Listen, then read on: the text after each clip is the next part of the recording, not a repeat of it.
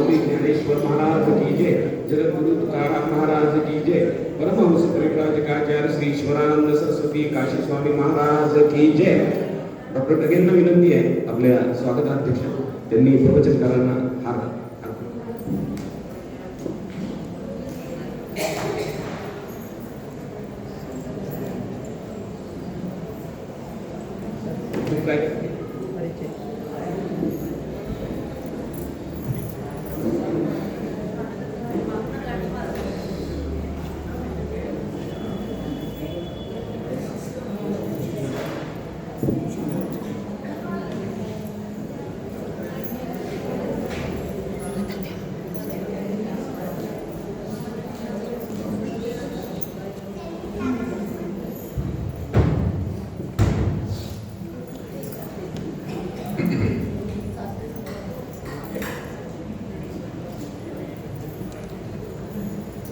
हरे राम राम राम हरे हरे, हरे कृष्ण कृष्ण कृष्ण हरे हरे.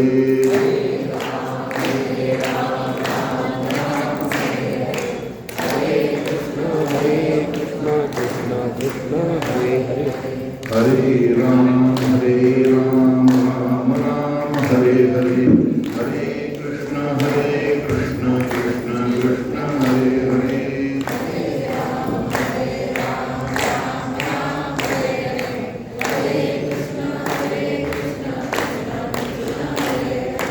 हरे राम राम राम हरे हरे, हरे कृष्ण कृष्ण कृष्ण हरे हरे.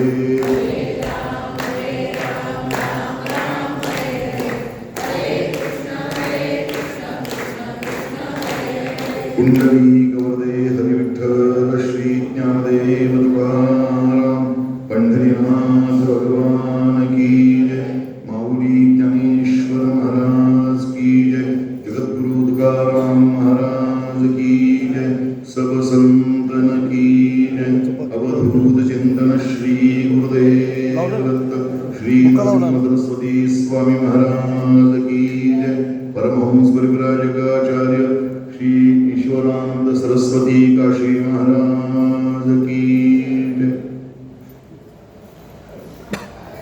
सजयति सिंधुरवदनो देवो यत्पाद पंकज स्मरणम्,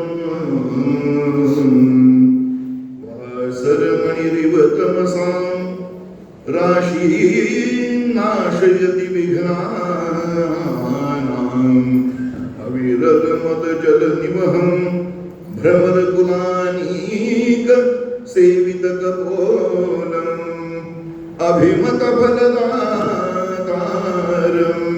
कामेशं गणपतिं वन्दे. शारदा शारदाम्भोज वदना वदनाम्बुजे, सर्वदा सर्वदास्माकं सन्निधिं क्रिया. नमस्तस्मै भगवते नारदाय महात्मने, कामक्रोध विहीनाय ऋषीणां प्रबलाय च. नमामि सततं दत्तं औदुम्बर निवासीनं, यतीन्द्ररूपं च सदा निजानन्द प्रबोधतं. पादुकारूपि यतिरान् नरसिंह सरस्वती, राजते राजराज श्री दत्त श्रीपाद वल्लभा. अलंकारपुरी पुण्यभूमि पवित्र, तिथे नांदतो ज्ञान राजा सुपात्र. दया आठवीता महापुण्य राशी, नमस्कार माझा श्री सद्गुरु ज्ञानेश्वरासी. पुंडलिक वरदे हरि विठ्ठल श्री ज्ञानदेव तुकाराम पंढरीनाथ भगवान की जय, माऊली ज्ञानेश्वर महाराज की जय, जगद्गुरु तुकाराम महाराज की जय, परमहंस परिव्राजकाचार्य ईश्वरानंद स्वामी महाराज की जय.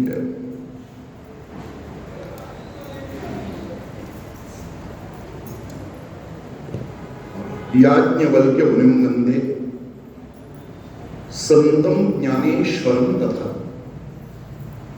आद्य कीर्तनकाराय नारदाय नमो नमः।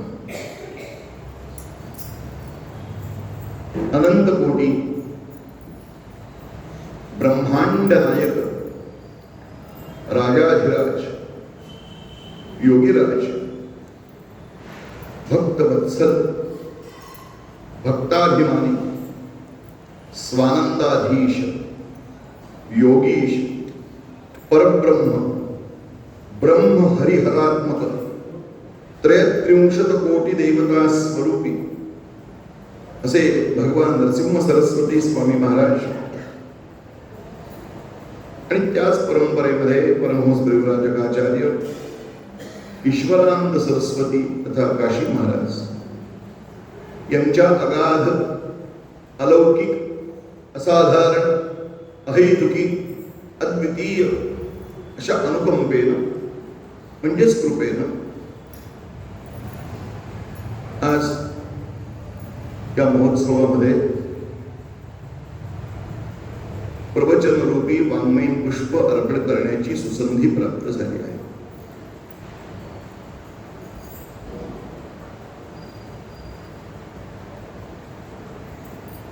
साधारणतः विषय विचारताना माझ्या डोळ्यासमोर जी ओवी होती ती मी सांगितली. जो होय मज अनन्य शरण तयाचे निवारी मी जन्म मरण या लागी शरणागताशी शरण्य मीच एक. कैवल्य साम्राज्य चक्रवर्ती इंद्राणीचं लेकरू भागवत संप्रदायाचा पाया ज्यांनी घातला, कारण इमारत फळा आली, संत कृपा झाली, ज्ञानदेवे रचिला पाया, उभारले देवालय, नामातयाचा किंकर त्याने केला हा विस्तार. जनार्दन एकनाथ खांब दिला भागवत, तुका झाला से कळस, भजन करा सावकाश. भागवत संप्रदायाचा पाया ज्यांनी घातला असे ज्ञानी यांचे राजे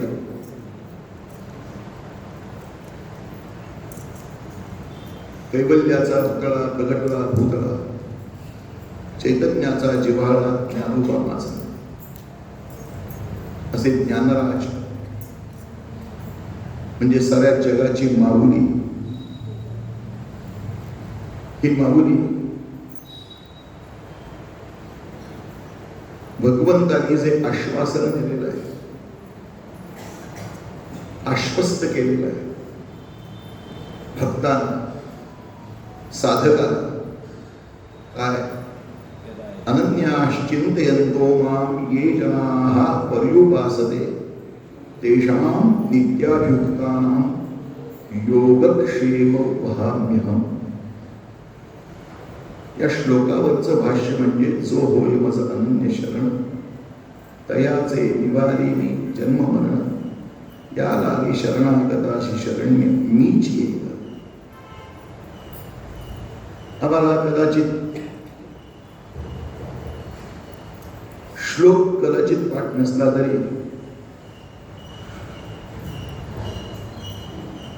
श्लोकातल्या दुसऱ्या अर्धवीचा शेवटचा भाग मात्र कानावर नेहमी आहे. योगक्षेमो वहाम्यहम्. का तर आता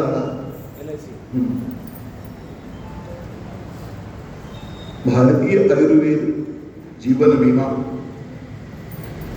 LIC life insurance of India त्यांनी आपलं ब्रीद घेतलेलं आहे, असं 2 हात ठेवले आणि त्यामध्ये ही ओळ लिहिली योगक्षेम वहाम्यहम्.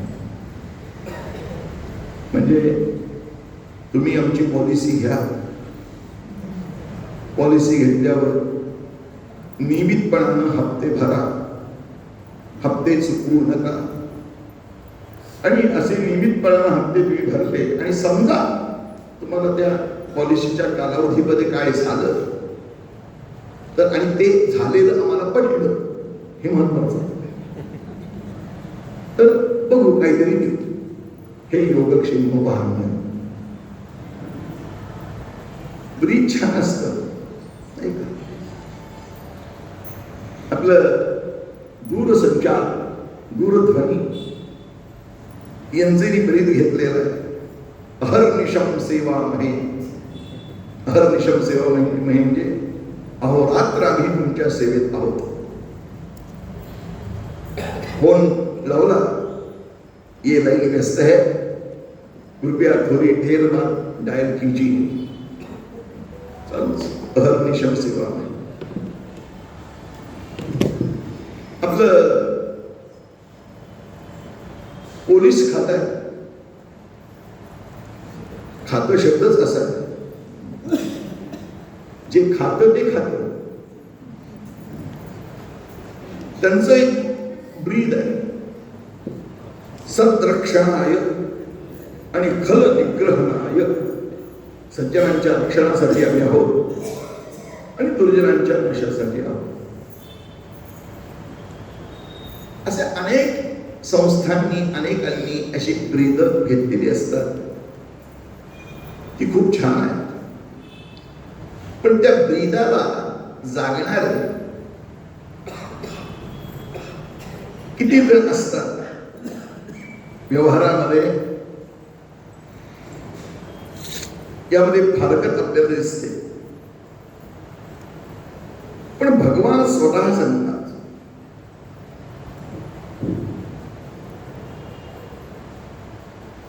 भगवद्गीता म्हणजे सर्वोपनिषदो गावो दोग्धा गोपालनंदनः. उपनिषदांचं सारच आहे. ईश्वर, केन, कठ, प्रश्न, मुंड, मांडुक्य, तित्तरी, ऐतरेयञ्च छांदोक्यम, बृहदारण्यकं दश. उपनिषद तशी संख्येनं खूप आहेत, पण ही दशोपनिषद सध्या प्रचलित असलेली, समाजामध्ये रूढ असलेली, या सगळ्या उपनिषदाचं सार म्हणजे भगवद्गीता आहे. मुलांना सांगितलं, बाबांनो ते बीट खात जावं, बीट असतं ते काय म्हणतात, रक्त वाढतं, हिमोग्लोबिन वाढतं. तोंड बाकी तिकडे करतात. टोमॅटो खायचा, आई हुशार असते. मेघुराचे हित तो आहे महाराज. जे पोराच्या हिताचं आहे ते आई करत असते. तो जरी खात नसला तरी हे सगळं त्याच्या पोटात गेलं पाहिजे. मग आई काय करते, तेच टोमॅटो, तेच पीठ असं कुकरमध्ये उकडवते. आता सोपं झालंय सगळं. पूर्वी ते सारखं बघायला लागायचं, आता बघायला लागत नाही. कुकरमध्ये ठेवले, गॅसवर त्याला ठेवलं, 3 शिट्यात काम. ते उघडले, टोमॅटो, बीट साल काढायचं, ते मिक्सरवर काढायचं आणि मग त्याला मस्त तुपामध्ये हिंग जिरे घालून फोडणी द्यायची. थोडस मीठ घालायचं, चवीपुरती साखर घालायची. तोंडाला पाणी सुटते का? आणि मग ते सार किंवा सूप केलं, सगळं टाका नको नको म्हणणारा टोमॅटो पितो होता असा. तस हे वेद, शास्त्र, उपनिषद हे सगळे माणसासाठीच आहे. पण एवढी आयुर्मर्यादा मनुष्याची नाही आहे. आयुर्वर्ष म्हणा, कलियुगामध्ये मनुष्याचा आहार विहार सगळा उत्तम असला तर मनुष्य 100 वर्षापर्यंत जाऊ शकतो. काही माणसं असतात हाताच्या बोटावर मोडण्यासारखी 100ही पार केले. गुरुजी आता 90च्या घरात असतील कदाचित, 67. पण वय जरी कमी असलं तरी सुद्धा जी व्रत गुरुजींनी आचरण केलेली आहे सध्याच्या काळामध्ये, ही व्रत चांद्रायण व्रतासारखी कोणीही आचरण करत नाही. जो आचार आहे म्हणजे शास्त्राकडे बघून नाही, त्यांच्याकडे बघून शास्त्र लिहावं, असा त्यांचा आचार आहे. श्री राम मंदिराचा मुहूर्त ज्यांनी काढून दिला आपले लोकप्रिय पंतप्रधान नरेंद्र भाई मोदी यांचा निवडणुकीचा अर्ज भरताना सुद्धा गुरुजी स्वतः आहे. जे देवाचं धर्माचं देशाचं काम करतायत त्याच्याबरोबर आम्ही संत मंडळी महात्मे मंडळी आहोत याचं प्रतीक म्हणजे गुरुजी. असे महात्मे 100 वर्षाचं आयुष्य धरलं तर या एवढ्या आयुष्यामध्ये 40 वेदांचं अध्ययन, त्याचं चिंतन, त्याचं मनन नाही शक्य. 6 शास्त्र, 18 पुराण, एका जीवनामध्ये सगळंच अथपासून इतिपर्यंत पाहणं, बघणं, मनन चिंतन करणं, त्याचं सार ग्रहण करणं अवघड आहे. पण हे सगळं मिळालं पाहिजे. जसं नाचणी खात देत नाचणी सत्व द्या, तसं या सगळ्याच उपनिषदांचं सार म्हणजे भगवद्गीता. आणि या भगवद्गीतेमध्ये भगवान स्वतः सांगतायत. भगवद्गीता म्हणजे आपल्याला माहित आहे कृष्णाने अर्जुनाला सांगितली, पण भगवद्गीतेमध्ये कुठेही श्रीकृष्ण उवाच नाही, श्री भगवान उवाच. वेद जे आहे ते भगवंताचे निश्वास आहे, यस्य निश्वासो वेदाः. पण ही भगवद्गीता तर भगवानी स्वतःच्या मुखाने सांगितलेली आहे आणि स्वतः आश्वस्त केलेला आहे. अनन्याश्चिंतयन्तो मां ये जना पर्युपासते तेषां नित्याभियुक्तानां योगक्षेमो वहाम्यहम्.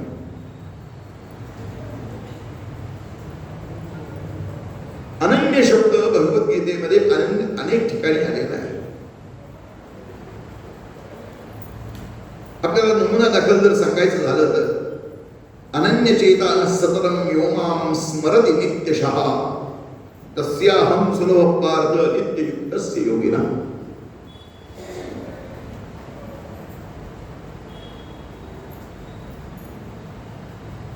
याच्यावर भाष्य करताना मौली लिहिते, जो होय मज अनन्य शरण. अनन्य या शब्दातच सर्व आहे. म्हणजे अनन्य म्हणजे काय? अगदी सोपं सांगू का? अन्य न ते अनन्य. एका भगवंता वाचून दुसरा कोणी नाही, ही खरी अनन्यता आहे. कधी घडेल अन्याश्रयाणाम त्यागः. आमचा एक भगवंत होत नाही. संतांचं झालं ना विषय होतो त्यांचा झाला नारायण, नावडे धन जन माता पिता. एक भगवंत, भगवंता वाचून दुसरं काही नाही. निर्वाणीचा एक पांडुरंग. आम्हाला जाता जाता परमार्थ करायचा असतो, जसं जमल तसं.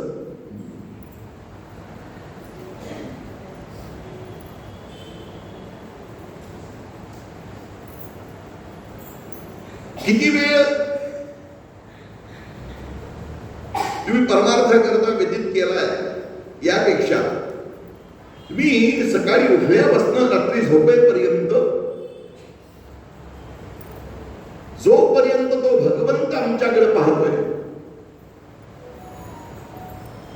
आणि आपली दृष्टी भगवंताकडे होत नाही तोपर्यंत अनन्यता होऊ शकत नाही. जसं लेकराला आईशिवाय काही माहित नसतं आणि आईला लेकराशिवाय काही माहित नसतं. लहान लेकरू रांगणार पळणार त्या आईचं सलोदित लक्ष लेकराकडे आहे. कुठे पडेल काय, खरचडेल काय, लागेल काय, ते तोंडात काय घालते काय. जरा सुद्धा डोळ्याच्या होऊन देत नाही. सीसीटीव्ही कॅमेरा एक वेळ बंद पडेल पण आईचे डोळे नाही. लेकरू झोपल्याशिवाय थांबत नाही. आणि त्या पोराला सुद्धा लेकराला सुद्धा सारखं आई आई आई आई आई. इथं सर्वस्वी नाता आहे भगवंताशी.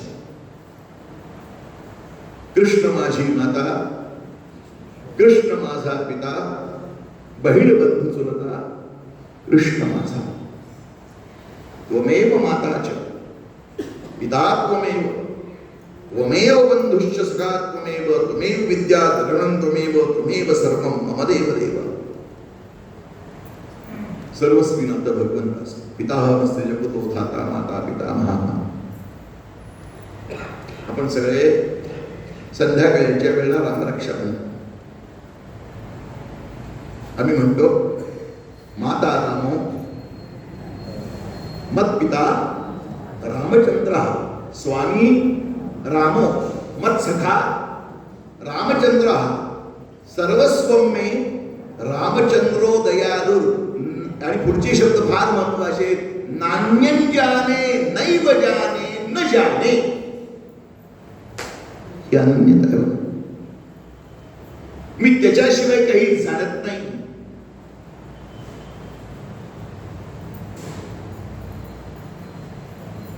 एक भगवंत आहे आणि तो सर्व शक्तिमान आहे. व्यवहारामध्ये जो शक्तिमान असतो, बलवान असतो, त्याला आम्ही नमस्कार करतो की नाही? दादा नमस्कार. कारण तो दादा आहे, शक्तिमान आहे. त्याला नमस्कार करतो, सनेट मारतो, काहीही करतो. आम्ही जिथं काम करतो ऑफिसामधल्या साहेब साहेब नमस्कार. तो वयानं जरी लहान असला तरी अधिकारानं त्या खुर्चीवर बसलाय ना, आमचा बॉस आहे, त्याला नमस्कार. इथं आमचे बॉस परमार्थामध्ये परमात्मा आहे, भगवंत आहे, संत महात्मा आहे. पण त्याला अनन्य भावानं शरण जायचं. तयाचे निवारी मी जन्म मरण.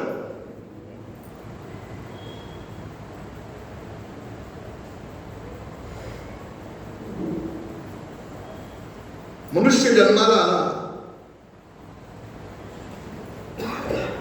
की एक दिवस जाणार. कधी जाणार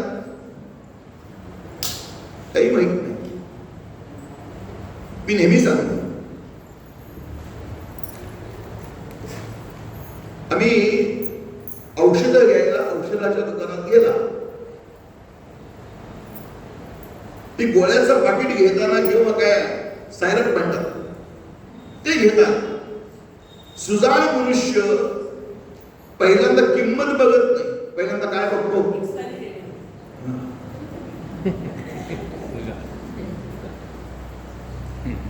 एक्सपायरी डेट बघतो.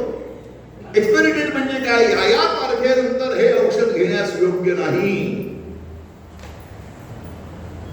त्या औषधाच्या गोळ्याच्या स्ट्रीपवर एक्सपायरी डेट असते, बाटलीवर एक्सपायरी डेट असते.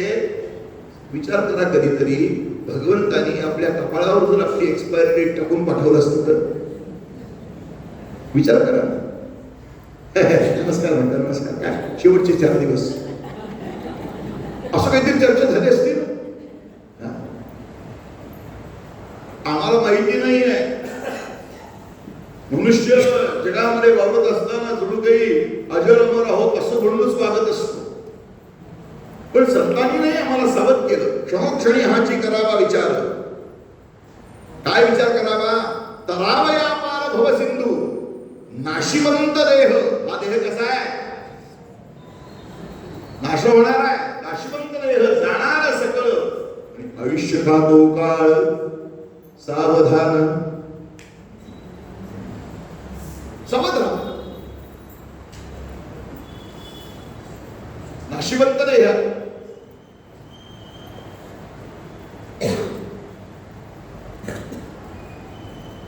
पण मनुष्य बेसावध असतो. संत सावध झाला आणि संतांनी तुम्हा आम्हाला सावध केलं. जे काम उपनिषदकारांनी केलं, शास्त्रांनी केलं, वेदांनी केलं, तेच काम संतांनी केलं.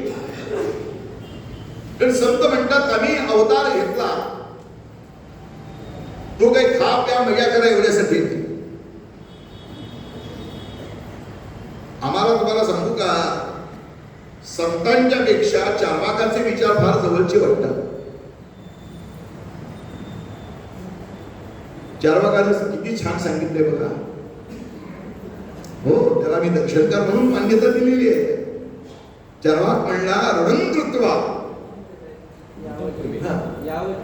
ऋणं कृत्वा, ऋण कृत्वा म्हणजे कर्ज काढा. काय किती सुंदर चांगलं सांगतात गोवा. कर्ज काय, आम्ही तर सारखं टपलेलोच आहे.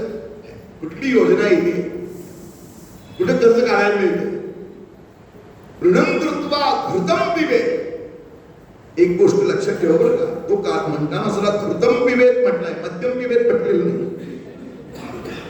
माणसं कर्ज काढतात, घर सगळं जातं, पण संध्याकाळच्या वेळा त्यांची पावलं मंदिराकडे न वळता त्या मंदिर या शब्दावरचा अनुस्वार म वरचा काढून जिथं शिकवू शकतो तो तिकडे वळतो.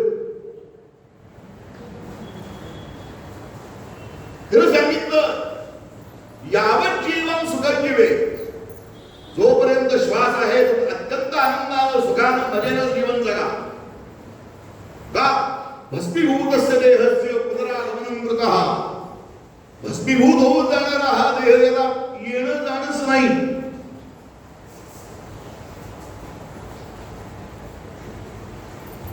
हा प्या मजा करा, आम्ही तेच करतो ना.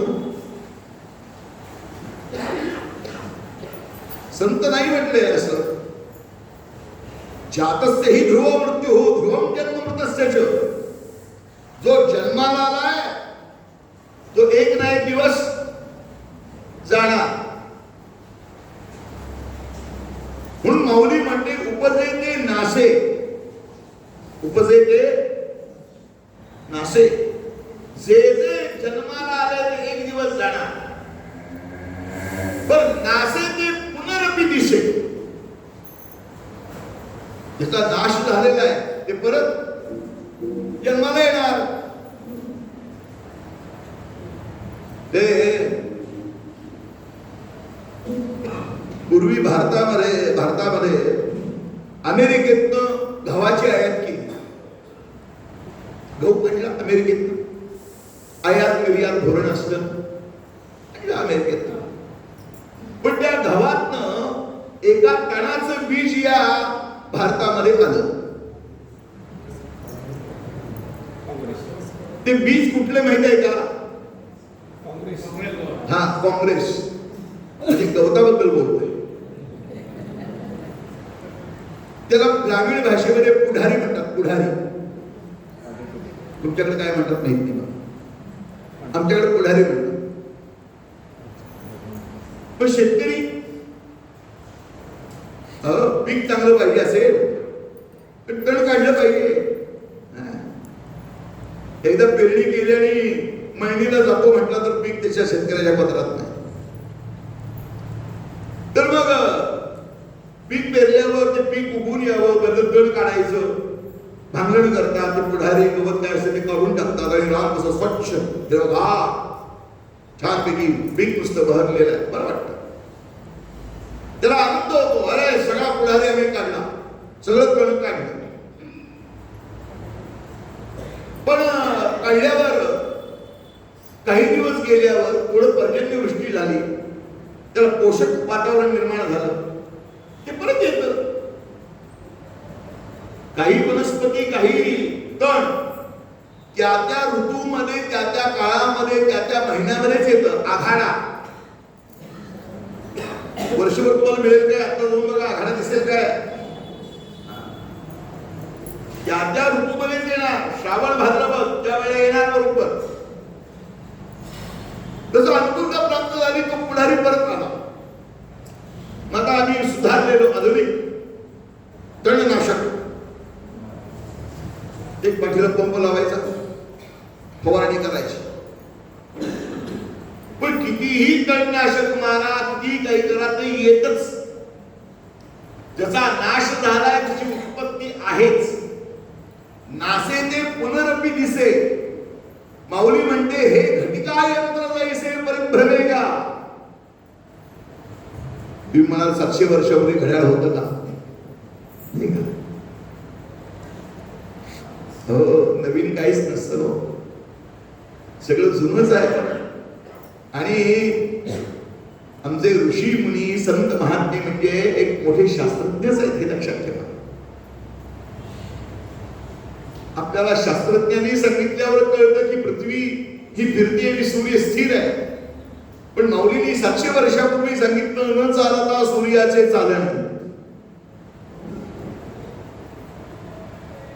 सूर्य एका जागी स्थिर आहे, पृथ्वीचं भ्रमण चाललेलं आहे. त्यामुळे सूर्योदय सूर्यास्त आम्हाला भास होतोय. त्याने माऊली 700 वर्षापूर्वी सांगितलं.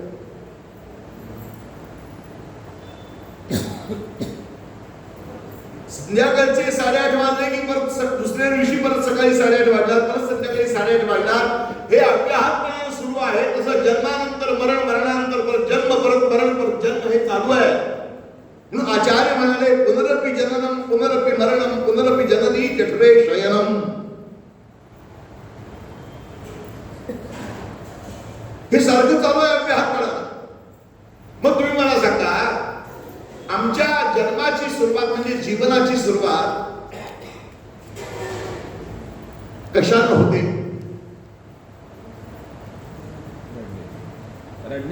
आमची जन्माची सुरुवात रडण्यानं होते.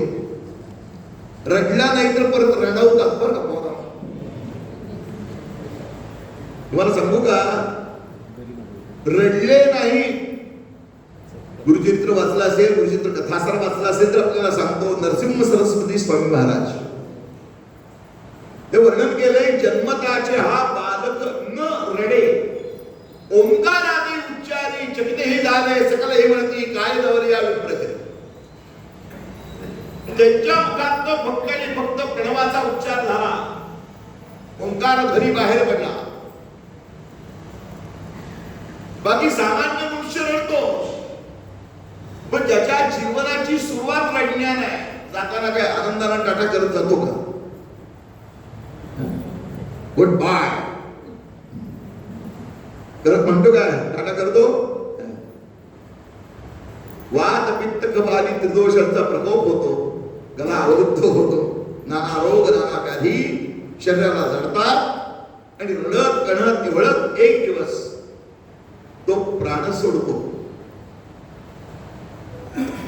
असं म्हणतात शास्त्रामध्ये सांगितलंय म्हणून की हजारो आता विंचू पाहायला मिळत नाही, पण जुन्या काळातल्या लोकांनी विंचू पाहायला असणार, विंचवाचा डंख अनुभवला असणार कदाचित.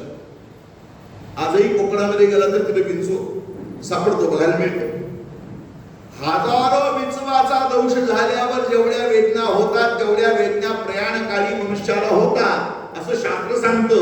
ज्याला वेदना झालाय तो किती वेदना झाल्या सांगायला अजून परत आलेलं नाही. म्हणजे आम्हाला सांगायला परत आलाच, पण एवढ्या वेदना होतात. म्हणजे त्याचा आरंभ रज्ञान आहे, शेवट रज्ञान आहे. मधी आमच्या जीवनामध्ये काय आहे? सुख आहे का दुःख आहे? आमच्या जीवनामध्ये सुख मिळत नाही असं नाही बरं, थोडं मिळतं. पण मनुष्याच्या जीवनामध्ये आशा आहे. सुखाची या आशा जन्म गेला वाया संत म्हणतात.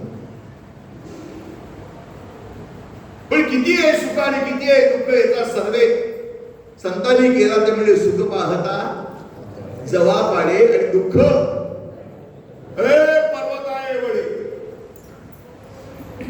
दुःख जास्त आहे. मग असं दुःख आम्ही किती जन्म घेतोय आम्हाला माहित आहे का?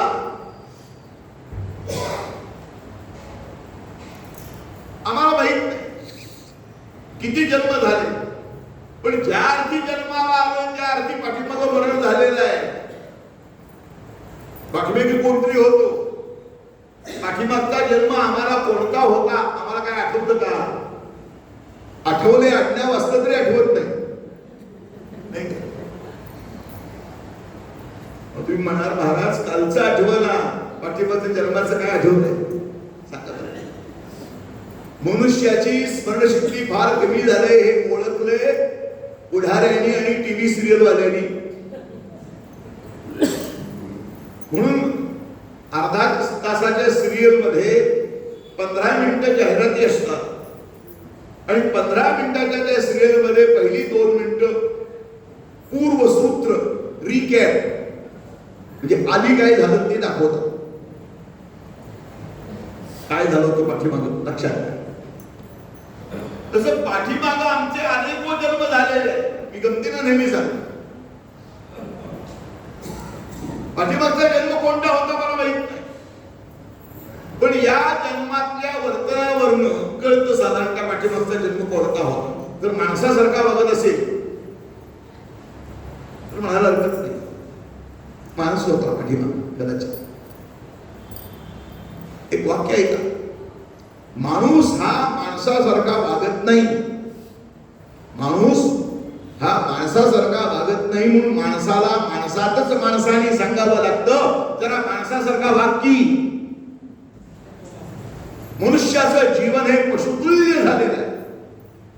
त्याचं एकमेव कारण आम्ही संतांच्या विचारापासून बाजूला गेलो. मी एवढ्यासाठी वाचावी ज्ञानेश्वरी डोळा पहावी पंढरी का सांगितलं वारंवार. अरे ज्ञानेश्वरी वाचा, दासबोध वाचा, तुकारामांची गाथा वाचा, एकनाथी भागवत वाचा, पुराण श्रवण करा, कथा कीर्तनाला जा. का पुढले भांडार धन्याचा हा माल तो मी हमाल भारवाही. हा खजाना खोललेला आहे संतांनी.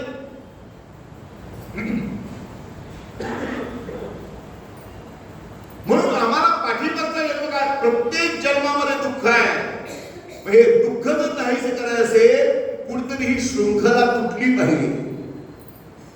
ही जन्म मरणाची साखळी आहे ना, ही तुटली पाहिजे.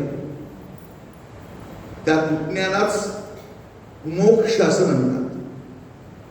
मोक्ष या शब्दामध्ये मुंच धातू आहे. मुंच धातूचा अर्थ तुटणे, फुटणे, बाहेर पडणे. या जन्म मरणाच्या रहाट गाडग्यातनं बाहेर पडणे याचं नाव मोक्ष. मग हे मोक्ष देहात असताना आहे का देहपातानंतर आहे, असा जेव्हा आमच्या मनात प्रश्न पडतो तेव्हा उत्तर म्हणजे तुकोबाराय देतात की याची डोही देही याची डोळा पाहिला मुक्तीचा सोहळा. देहात असतानाच आम्ही हे अनुभवले. किंवा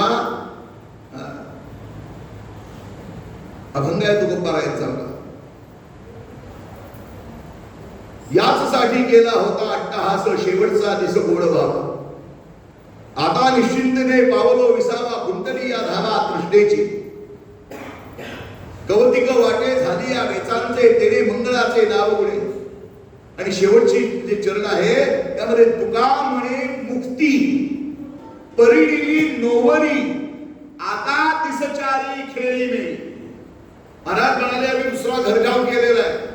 तुका म्हणे मुक्ती परिणिली नोवरी. आता आमचं चालणं बोलणं उडणं फिरणं जे वाटतंय हे सगळं खेळीमेळीच आहे. म्हणून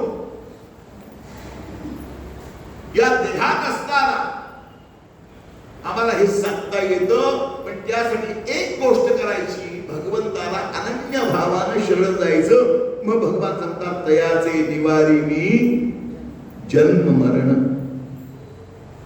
या लागी शरणागताची शरण्य मीच आहे. शरण जायला स्थान एकच आहे. अशा भगवंताला शरण जा. तुम्हाला सांगू का, आपलं शास्त्र आहे ना, मातृदेव भव, पितृदेव भव, आचार्य देव भव, अतिथी देव भव. ते परब्रह्म त्या पुंडलिकासाठी आलं ना. लाडक्या पुंडलिकासाठी थांबला देव वाळवंडी. त्यांनी काय केलं असं, किती जपजाप्य केलं असेल. पुंडलिकाचं चरित्र काढून वाचा ना. ही गाणी आहेत बघा, तो भक्त कुंडलिंग होता पापी आणि दृष्ट. आणि पण त्याचं काय, आई बापाची केली सेवा त्याचे पाप झाले नष्ट. इकडे जप करतोय, जप करतोय आणि सांगतोय आज दिवसात एवढं रामनाम झालं, आणि आई बाबाला वृद्धाश्रमात मातोश्रीवर म्हणजे मातोश्री वृद्धाश्रम. तुम्ही केलेलं सगळं कर्म वाया जाणार, उपयोगाचं. माय पित्यांची गिरका सेवा पुंडलिका तो कसा दिसावा, अर्ध्या रात्री घेत रिसावा जोडवे कधी कधी कान गोष्टी, लाडक्या पुंडलिकासाठी थांबला देव वळवंती. आई वडिलांची सेवा केली, ते भक्तीची सेवा बघू भगवान आले, हे चरित्र आहे आपल्यासमोर. पण असं मातृदेवो भव, पितृदेवो भव, आचार्य देवो भव, अतिथी देवो हे असून सुद्धा, हे माहिती असून सुद्धा भगवत प्रेमाच्या आड जर ही नाती येत असतील तर ती सुद्धा प्रसंगी बाजूला केली हे भक्तांनीच.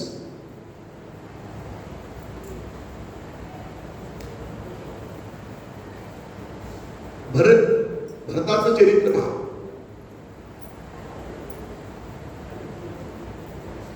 उद्या रामाला राजसिंहासनावर बसवलं जाईल, राज्याभिषेक होईल, जाहीर केलं. पण त्या कैकेयीचे कान भरले, मंथरे. प्रेम होतं सुरुवातीला कैकेयीचं, उलट ती म्हणायची राम माझा आणि कौशल्य म्हणाली भरत तुझा, एवढं प्रेम होतं. पण कान भरणारी माणसं असतात ना, त्यांच्यापासून फार म्हणजे सावध राहावं लागतं, हे लक्षात ठेवा. सासवासुनांचं चांगलं चाललेलं असतं, पण हळूच एखादी येऊन सांगते सूर्याला. आता का जमाना बदललेला आहे, हळदी कुंकवाला जायचं, साडी कशाला पाहिजे, ड्रेस घातला तर काय बिघडलं. पण तिचा ऐकून समजा ती ड्रेसवर गेली तर हीच बाई सासूला सांगते बघा बदलायचं म्हणून किती बदलायचं. हळदी कुंकवाचा सण या ठिकाणी समारंभ, तिला आता वेळेत का साडी का दिसू नये, दोन्हीकडनं काळे घालायचं, पेटवायचं आणि मजा वगैरे बसायची. मंत्र घातलं, पण ती अयोध्येतली नव्हती, ती काही देशात आली होती. फॉरेनर लोकांच्या पासून फार जपावं लागते, लक्षात ठेवा. चाणक्यानं सुद्धा सांगितलंय परदेशी लोकांच्याकडनं फार सावध राहा. मी जास्त बोलत नाही, सोडण्यास अधिक सांगणे न लगे. आणि परत थैत्याग झाला, तिनं मागितलं 2 वर, भरता लागे ज्या सिंहातून रामाला वनवास, बोलू नका वचनास, नाथा बोलू नका वचनास. तो धक्का सहन झाला नाही. रामाने वडिलांच्या वचनाची पूर्तता व्हावी म्हणून राजवस्त्राचा त्याग करून वल्गल प्रधान करून निघाले. बरोबर सीतामाई गेल्या, बरोबर लक्ष्मणजी गेले, भरत शत्रुघ्न आजोळी होते, मामाच्या गावाला गेलेले होते. सगळे भाचे मामाच्या गावाला जातात ना, सगळ्या गाण्यात मामाच्या गावाला जाऊया म्हणतात, काकाच्या गावाला जाऊया असं कोणी म्हणत नाही. काकाला काय घोडं मारलं माहित नाही, पण मामाविषयी प्रेम आहे. आजोळी गेलेले होते, धक्का सहन झाला नाही. दशरथ महाराजांनी श्रवण बाळाच्या माता पित्याने दिलेल्या शपाप्रमाणे प्राण सोडले आणि त्याचं राजसिंहासन रिकामं झालं. भरत शत्रुघ्नांना बोलवण्यात आलं, ते आले आणि पांढरी साडी नेसलेली कैकी पुढे झाली. हे आहे त्याचं राजसिंहासन तुम्ही वाट बघते सांगितलं, सगळा प्रकार कळाला. आपल्याला राजसिंहासन मिळावं म्हणून त्यासाठी माझे स्वामी, माझे प्रभू, माझे दादा यांना वनवास भोगावा लागला. हे जेव्हा कळलं, काय भरताची प्रतिक्रिया आहे रामायण काढून वाचा. एवढा संतप्त भरत झाला. वास्तविक माता पूज्य आहे, पण त्या रागाच्या भरामध्ये या भरतानं तलवारीला हात घातले. तुला पाहता तुषात होते या खडगाची घात, श्रीरामाची मायेपरी मी कसा करू. आई असं वाटतं खडग काढा वाटतं या चला मारणार नाही. का मारणार नाही? 14 वर्षाच्या वनवासानंतर माझे स्वामी, माझे प्रभू, माझे दादा प्रभू श्री राम जेव्हा येतील, अयोध्येत आलेल्या पहिल्यांदा विचारतील ते असं नाही विचारणार माझी कौशल्य माता कशी आहे, मला नक्की खात्री आहे ते विचारतील माझी कैकेयी माता कशी आहे. आणि तुला मारलं तर त्याला काय करून दाखवू, मला कृतज्ञ म्हणती, कुपुत्र म्हणती, म्हणून तुला मारत नाही. त्या सिंहासनावर बाजूला केलं नाही आणि ज्या वाटेनं प्रभुराम गेले त्याच वाटेनं भरतजी गेले. 14 वर्ष माझे स्वामी अयोध्येत नाहीत, मी सुद्धा अयोध्येत जाणार नाही. नंदीग्राम मध्ये राहिले, प्रभूंच्या पादुका सिंहासनावर स्थापन केला आणि विश्वस्त या नात्यानं राज्यकारभार केला. ही अनन्यता आहे. पितृदेवो भव आहे ना, पण वडिलांनीच फरमान काढलं, देवाचं नाव घ्यायचं नाही, माझ्या राज्यामध्ये कुणी देवाची पूजा करायची नाही, भजन कीर्तन बंद, यज्ञ गुरुजी बंद, असं सगळं जाहीर केलं. पण सगळे बंद झाले. घरात मुलगाच प्रल्हाद. नारायण नारायण नारायण नारायण नारायण. माझी मज झाली अनावर वाचा. सांगू का, ज्यांच्या मुखामध्ये जिभेवर भगवंत नामाची प्रतिष्ठापना झालेली आहे, जसं मंदिरामध्ये गर्भागृहामध्ये मूर्तीची प्रतिष्ठापना असते, नर्य प्रजामे लोपाय अमृतवाय युवसे यागा निरुष्यमानांच्या अमृते सत्य प्रतिष्ठा, तसे या जिभेवर भगवंताच्या नामाची प्रतिष्ठापना व्हायला पाहिजे. जी प्रतिष्ठापना झाली, तो नामापासून परावृत्त व्हावा, त्याला देवाचं नाव घेऊन किती प्रयत्न केले, किती प्रतिबंध केला, किती तऱ्हेच्या शिक्षा केल्या. चरित्र फार मोठं आहे. अग्निकुंडा माझी घातला प्रल्हाद, तरी तो गोविंद विसरेना. एवढं सगळं केलं. उकळत्या तेलात टाकला, कड्यावरून लोटून नेण्याचा प्रयत्न केला, विषाचा प्याला दिला, हत्तीच्या पायाखाली नेण्याचा प्रयत्न झाला, हा एक प्रयत्न झाला. पण ही अनन्यता होती, त्यामुळे भगवंतांनी त्या ठिकाणी त्याचं रक्षण केलं.